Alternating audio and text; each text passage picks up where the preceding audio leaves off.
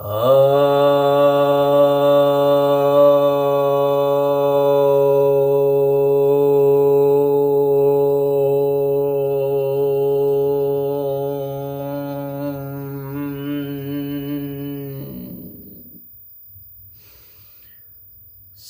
भक्तजनों को सप्रेम नमन।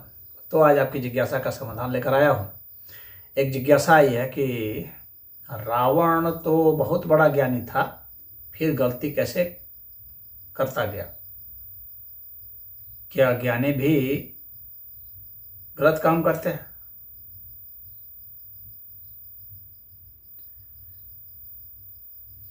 देखिए, यहाँ पर जो रावण के विषय में तो कहा जाता है कि ज्ञानी था, तो अब जो लोग कह रहे हैं कि ज्ञानी था तो वे ज्ञान का क्या अर्थ लगाते हैं उसके आधार पर है। जानकारियों को इकट्ठा कर लेना को जो ज्ञान समझते हैं तो वे कहते हैं कि रावण बहुत बड़ा ज्ञानी था। वेद पढ़ा था, उपनिषद पढ़ा था, ज्योतिष पढ़ा था, हाँ, तो अब धनुर्वेद पढ़ा था। तो कहने का मतलब है कि वेद और वेदांग का अध्ययन किया था, निरुक्त पढ़ा था, सभी सबसे पढ़ा था, छंद पढ़ा था, तभी तो वह जो है शिव तांडव स्तोत्र लिख रहा था। तो उस आधार पर कि मतलब उसमें कवित्व का भी गुण था, कवित्व भावना थी उसमें, तो इस आधार पर लोग ज्ञानी बोल रहे हैं। लेकिन यहाँ आपके प्रश्न पूछने का मतलब वो है, अगर जानकारी की बात नहीं है,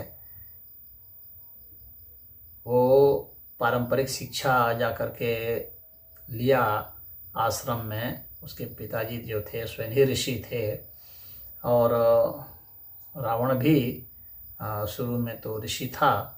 अपनी माता की बात मान करके उनकी माता ने कहा कि तुम जो है ये सब वेद और ये सब पढ़ करके क्या करोगे, लंगोटी धारण करके घूमोगे, यही करोगे और क्या करोगे?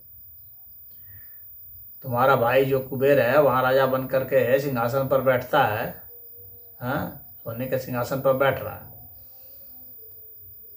और तुम्हारे जैसे कितने लंगोटी धारी उसके यहाँ जाके दरबार लगाते हैं। तुम लंगोटी धारी बन करके घूमोगे या जवन करके जो दान में मिलेगा उसको खाओगे? तो ये भिखमंगाई छोड़ दो और शासन करो। तो रावण को अपनी माता का तर्क अच्छा लगा, तो वहाँ चला गया और उसने फिर जो उत्पात किया, आप सब उस रावण की कथा सब जानते ही हैं, बताने की जरूरत है नहीं। कहने का मतलब यह है कि रावण जो है उसने वेद वेदांग की जानकारी हासिल कर ली, लेकिन रावण के विषय में उसको यह कहना कि वह ज्ञानी था, तो ज्ञानी यहाँ पर जो है वो जानकारी वाली ज्ञानी था, वो अनुभव वाला नहीं। तो उसको कोई आत्मबोध नहीं था, उसको कोई ब्रह्म ज्ञान नहीं था।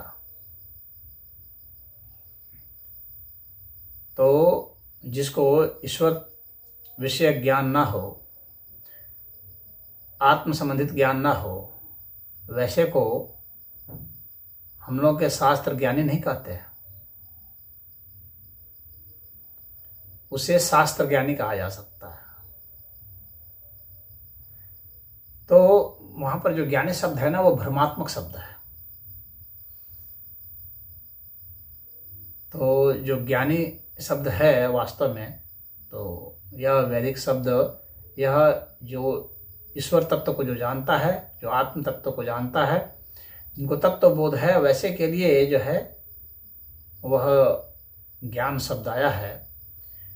लेकिन चूंकि ज्ञान जो है थोड़ा सा बड़ा शब्द है, तो लौकिक ज्ञान को भी ज्ञान मान लिया जाता है, तो लौकिक अर्थ में ही वह ज्ञानी था,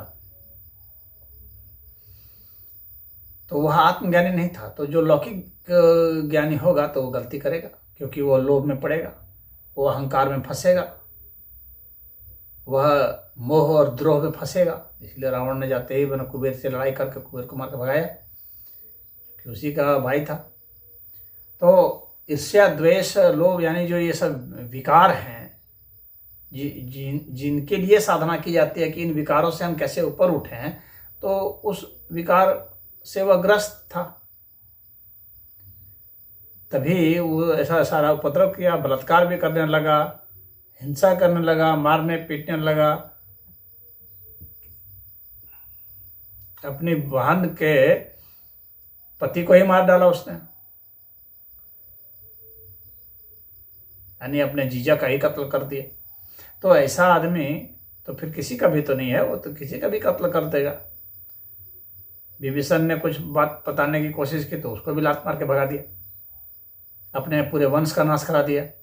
तो यह ज्ञानी का लक्षण थोड़ी होता है कि अपने एक वासना के कारण सबका नाश करा दो, किसी की जान की कोई कीमत ही नहीं जानो, अपने बच्चों का नाश करवा दिया, अपने सारे बच्चों को मरवा दिया। तो इसको ज्ञानी नहीं, अज्ञानी मूढ़ कहा जाता है, मूर्ख है ये।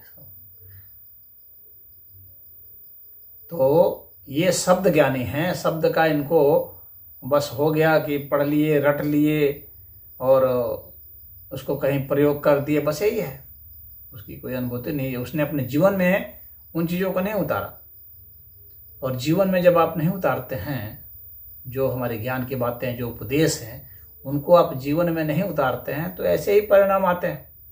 खाली बोलने के लिए, और बोलना भी उसका छूट गया था। फिर उपदेश कहाँ देता था? वही तो मार काट का ही तो उपदेश देता था और लंपटाई का उपदेश देता था।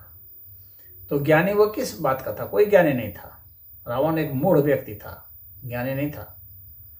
ज्ञानी इसलिए कह देंगे कि भाई उसने कुछ कुछ रच दिया, बहुत बढ़िया उसने कोई कविता लिख दी, तो इसलिए स्तोत्र लिख दिया, इसलिए वो ज्ञानी हो गया।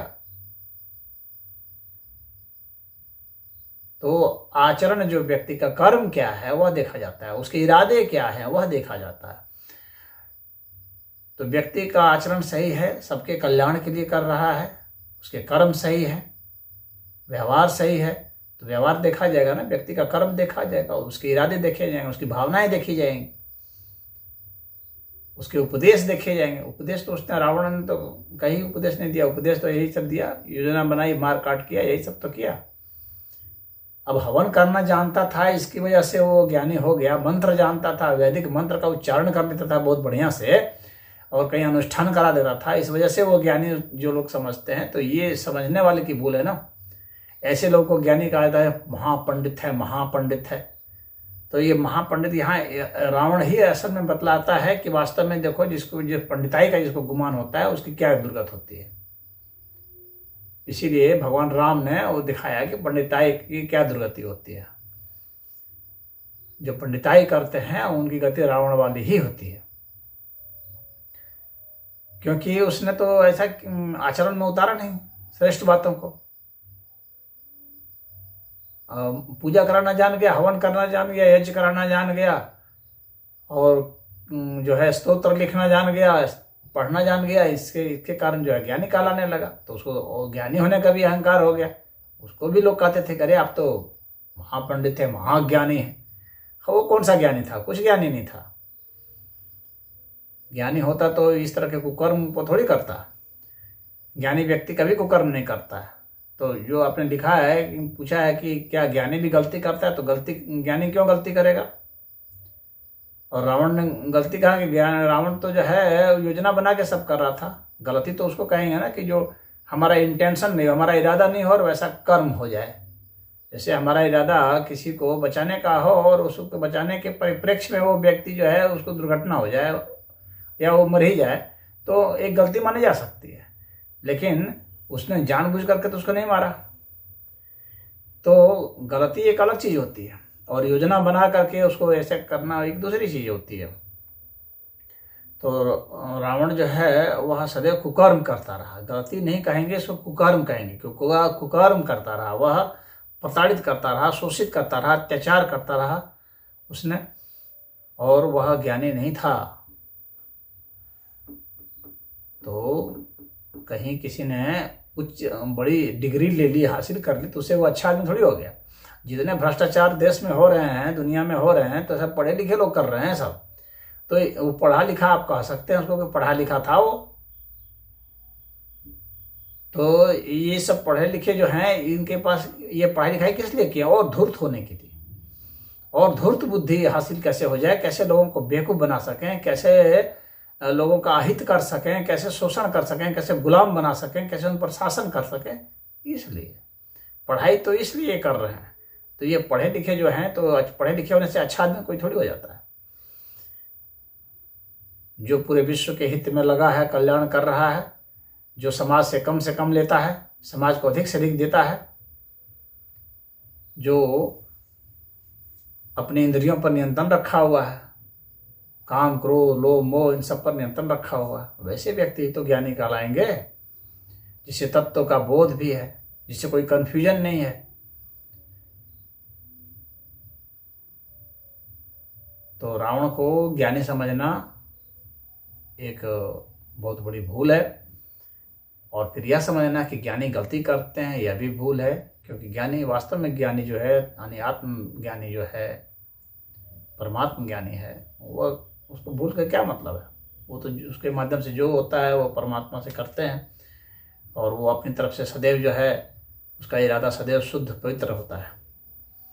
वह सबके हित में सोचता है, बोलता है, करता है, सबको अच्छी ही बात बताता है, और अच्छा खुद भी वह करता है। तो वह कर्म नहीं करता है ज्ञानी व्यक्ति। ये रावण जो है वह ज्ञानी व्यक्ति बिल्कुल भी नहीं था। हरि ओम।